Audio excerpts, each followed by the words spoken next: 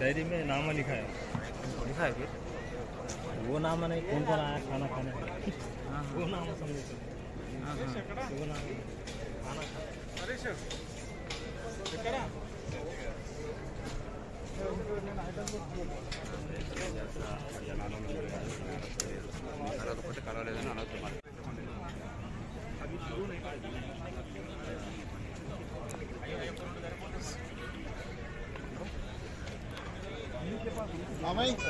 ఇదో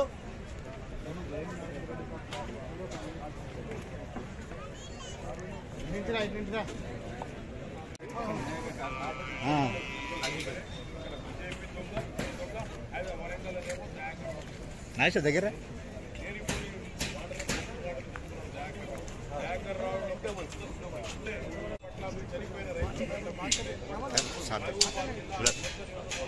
sir sir sir స్వాగతం పలికినారు. అప్పుడు వచ్చిన జనం ఆ హయాంలో 2-3 లక్షల పైన జనం వచ్చిన బీసీస్ గర్జన సభ.